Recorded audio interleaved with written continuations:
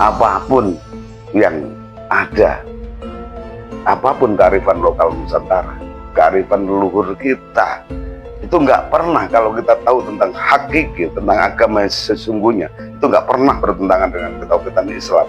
Kalau ada yang bilang bertentangan dengan ketauhidan, itu dia nggak tahu. Assalamualaikum warahmatullahi wabarakatuh. Selamat malam, salam sejahtera bagi sahabat-sahabat, teman-teman pemirsa yang rela dan ikhlas nonton channel kami. Satu sisi, dua dimensi. Semoga yang saat ini dalam keadaan sakit disembuhkan oleh Allah, yang dalam keadaan susah dimudahkan oleh Allah, dimudahkan atas segala apa yang dihadapinya. Amin, amin, ya robbal alamin.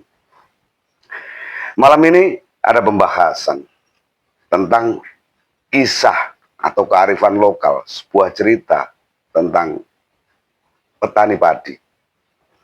Petani, bahkan khususnya petani padi. Dari sebuah legenda yang terjadi di Nusantara dan tempat-tempat lain, khususnya di Nusantara dan di Asia. Ada namanya Dewi Sri. Ada yang dalam sebutan bahasa lain, ada yang disebut dengan Dewi Asri, ada yang menyebutnya Dewi Laksmi. Lah, itu yang sering kita dengar. Bahkan konon katanya ketika seseorang ke sawah memberi sesajen atau memuja Dewi Sri, nanti panennya akan dilimpahkan rezekinya, kan gitu. Dan pertanyaan ini kadang kita muncul antara adat atau kearifan lokal leluhur Nusantara. Saat ini kita beragama Islam. Apa bertentangan dengan ketauhidan kita atau enggak? Yaitu yang kita bahas nanti. Untuk selanjutnya mungkin dari Mbak Dini ada pertanyaan kan gitu. Dan ini, kalau ada Allah Sang Pencipta, kenapa ada Dewi Sri? Kalau apa hubungannya gitu? Apa hubungannya? Seolah-olah itu ada Tuhan lagi kan gitu. Jadi kita yang ya amit sewu ya, kadang seorang yang tahu tentang agama, tahu-tahu wah itu nggak boleh, soalnya bertentangan dengan agama Islam kan gitu, agama kita kan gitu. Ini ceritanya gini, kembali lagi ke tamu, itu tamu kita. Sebenarnya tamu itu datang mulai kemarin.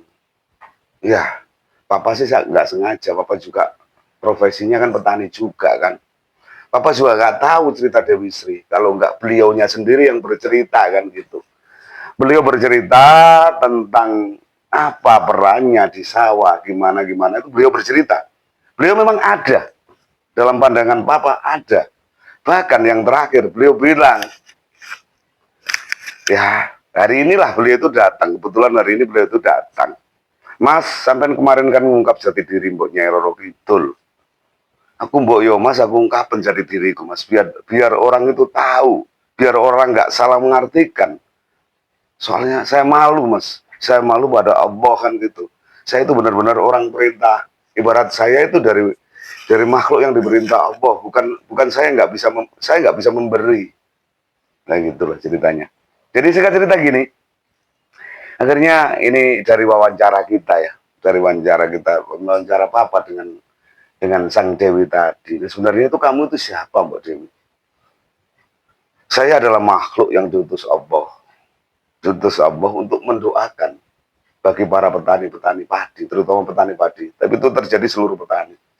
Jadi ketika orang menanam padi, orang menanam apapun, kadang orang kan bilang, Mbok Sri, kan, kalau orang Jawa Bapak sendiri sering dengar dari nenek kakek kita, Mbok Sri, Mbok yo paringono Mbok Sri, Mbok yo sebakan namanya kan disebut nama padi itu Sang Hyang Sri itu padi kan gitu. Sebenarnya enggak, dia itu makhluk beda. Jadi saking eratnya antara Dewi Sri dengan padi itu, seolah-olah itu orang petani itu menganggap Dewi Sri ya padi itu. Sebenarnya enggak. Ketika akhirnya Papa tanya, nah terus gimana kamu bisa mendoakan saya kan gitu. Ibaratnya gini tuh Mas, sampean kan Islam, ya tolonglah sampean Al-Fatihah saya. Saya Pak, tolong jenengan panggil saya. Ini caranya, tata caranya. Ya gini, Assalamualaikum berarti. Ngapunten niki niki wonten cerita tapi nggih cerita yang sebenarnya dari beliau sih. Ibarat gini, Assalamualaikum. Ya, Assalamualaikum salam. Sang Sri mau dengan beriki, khusus Sang Sri Al-Fatihah. Kita Al-Fatihai. Kita bacakan apa untuk Sang Sri berarti sebagai wasilah. Jadi Papa gini dalam dalam untuk apa ya untuk berdoa ya, sebelum kita berdoa ke Allah, Papa minta tolong Sang Hyang jenengan dongaaken kula. Berarti meskipun kita nggak minta, dia tetap kembali lagi mendoakan kita. Masalahnya dia sudah kita kirimi dengan Al-Fatihah, kita kirimi dengan surat-surat ayat-ayat apa itu, dia pasti kembali mendoakan kita sambil menunjukkan ini loh Sang Hyang Sri Sawa kita kan gitu. Nanti tolonglah doakan. Nah, namanya doa, Din, namanya doa, beliau berdoa. Beliau kan hamba yang dipilih Allah untuk mendoakan para petani. Ya itulah, itu untuk ibaratnya untuk menandakan kebesaran Allah. Allah itu bekerja bukan dengan orang kan kadang salah persepsi seolah-olah Allah langsung enggak lewat A lewat B lewat C kan gitu. Beliau bekerja ibaratnya Allah Tuhan yang Maha Esa itu bekerja, ada tim kan gitu. Kamu taruh di sini untuk ini, Nyiroro Kidul di Laut Selatan untuk ini kan gitu. Dia untuk mendoakan kita. Jadi kalau sebagai ibaratnya untuk ketauhidan kita nggak boleh, kalau ketauhidan Islam kita nggak boleh minta sama Sang Yang Besar, itu nggak boleh. Minta untuk didoakan. Memang dia kalau dimintai dia malu. Loh, saya bukan Tuhan kok diminta itu mas gitu.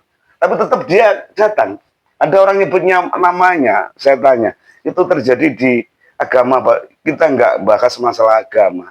Ini siapapun petani, meskipun kepercayaannya apapun di luar agama, kalau saya dipanggil saya tetap datang.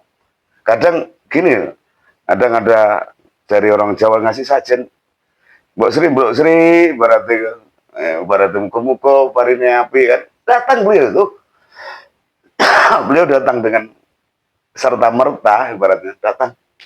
Kita kan nggak tahu dia datang ke enggak, dengan mata-mata biasa kita nggak tahu, udah datang gitu loh. Jadi dari ibaratnya kan gini tadi, orang biar nggak salah persepsi, nggak salah pandangan kan gitu. Jadi kadang-kadang ada orang yang mulai tanam padi, kita bikin sajen, bikin apa ya nggak apa-apa bikin sajen, asal niatnya kita rubah lah. Persembahannya itu bukan untuk Sang Dewi Sri, ibaratnya ya kita bikin sajen sebagai kearifan lokal. Nanti banyak makhluk Allah di situ, ada semut, ada burung biar dimakan burung kan gitu loh. Jadi apapun yang terbaik untuk Tuhan kita, untuk Allah Subhanahu Wa Taala dengan kerelaan kita, ya apa salahnya kan gitu. Tinggal niat-niat kita, berarti niat kita mau kemana, kita nggak minta sama yang selain Allah. Nah, gitu loh. Kalau kita tahu jati dirinya kan, nah. Terus pertanyaanmu, ada pertanyaan mana? Sang Dewi. Kalau Mbak Dewi itu cara gimana ya? Cara ngasihnya ke orang-orang itu gimana? Satu, dia kan ngasih ya nggak bisa tadi. Dia tetap berdoa sambil pegang-pegang. Biasanya setahu Papa itu dia keliling ke sawah, dia pegang padi, tolong ibaratnya. Ini untuk ibadah, ini untuk ibadah. Sama dia boleh pegang, dia keliling terus di sawah itu keliling. Dia doakan dengan kasih sayang. Ibarat Sang Dewi itu kenal sama padi itu tahu padi itu cara tumbuhnya gimana itu tahu. Dia mungkin ya Sang Dewi itu sambil buahnya ditarik di ini kan itu dia berdoa caranya sambil dengan kasih sayangnya lah ibarat. Ya sebaliknya kita sebagai petani juga semacam itu, kita harus sayang sama kita apa yang kita tanam. Wong ada yang mendoakan di dimensi lain semacam itu, kita harus seperti itu, bahkan lebih sayang gitu loh. Sudah, terus gini Din, jadi untuk pelajaran yang kita ambil ya, apapun yang ada, apapun kearifan lokal Nusantara, kearifan leluhur kita, Itu nggak pernah, kalau kita tahu tentang hakiki, tentang agama yang sesungguhnya, itu nggak pernah bertentangan dengan ketauhidan Islam. Kalau ada yang bilang bertentangan dengan ketauhidan, itu dia nggak tahu. Sejauh mana itu dia nggak tahu. Andai dia tahu, yaitu mereka itu makhluk-makhluk yang taat atas kemurahan Allah, ibaratnya atas kemurahan Allah diperintahkan untuk mendoakan kita. Namanya doa, namanya usaha, sama loh ya. Petani juga berdoa, petani juga usaha. Pertanyaannya kan satu, Mas, ibaratnya kan gini. Kadang orang modern sekarang protes sama Bapak kan. Apa nanti kalau kita ingat Dewi Sri kan gitu. Orang yang ibaratnya yang ada kan banyak yang mengandalkan teknologi, mengandalkan ibaratnya pupuk apa itu, hampir nggak percaya dengan itu. Ya silakan lah, itu terserah lah. Orang modern itu macam-macam. Apa mungkin ketika kita ingat Sang Dewi Sri, apa namanya, padi kita pasti bagus, panen kita pasti bagus? Pertanyaan gitu. Jawabannya enggak. Kepastian tetap ada sama Allah.